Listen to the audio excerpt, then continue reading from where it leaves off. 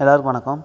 இந்த கஸ்டமருக்கு பார்த்திங்கன்னா, இங்கே ஒரு இடத்துல என்னாச்சு அப்படின்னா, நம்ம வந்து இப்போ வேஸ்டேஜ் வாட்டரில் வந்து நம்ம அட்ஜஸ்ட்மெண்ட்டுக்கு நம்ம இதில் வந்து ஒரு வால்வு வச்சுருப்போம். ஆக்சுவலாக வந்து டிடிஎஸ் வந்து கூட குறைய வைக்கிறதுக்கு அட்ஜஸ்ட்மெண்ட்டுக்கு வச்சுருப்போம்.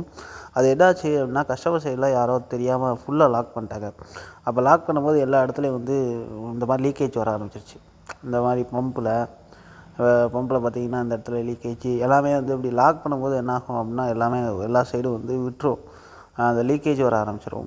அப்படி லீக்கேஜ் வரதுனால நம்ம வந்து அந்த சர்வீஸ் சென்டர் போயிட்டு அங்கே நம்ம சர்வீஸ் எடுத்துக்கிட்டு நீட்டாக வந்து ஒவ்வொரு இதுக்கு இப்போ இந்த இடத்துல ப்ரீ ஃபில்டரில் போயிடுச்சு. இங்கே வந்து ஓரிங் போட்டு புது ஓரிங்கை போட்டு அப்புறம் வந்து பார்த்திங்கன்னா, எந்தெந்த இடத்துல தேவையோ அங்கே டெஃப்லான்லாம் அடித்து நீட்டாக வந்து எல்லாத்தையும் வந்து எடுத்துகிட்டு எல்லாத்தையும் வந்து கிளியராக வந்து ஃபஸ்ட்டு வந்து நம்ம கிளியராக பார்த்துக்கிட்டோம் எங்கெங்கே லீக்கேஜ் வருது அப்படின்னு.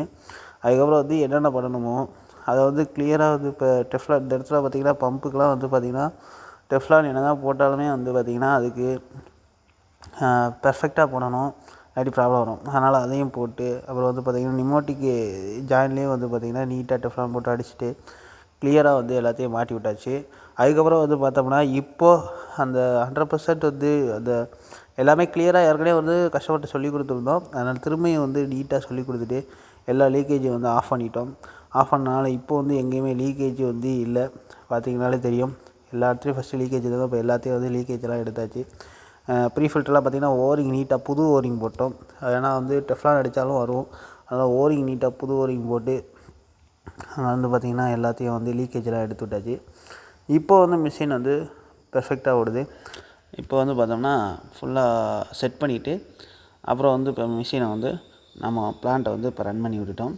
ரன் பண்ணி விட்டோடனே எல்லாமே பெர்ஃபெக்டாக ஓடுதுன்னு ஒரு தடவை செக் பண்ணிடுவோம். செக் பண்ணிட்டு தான் கஸ்டமர் ரிப்போர்ட் கொடுப்போம்.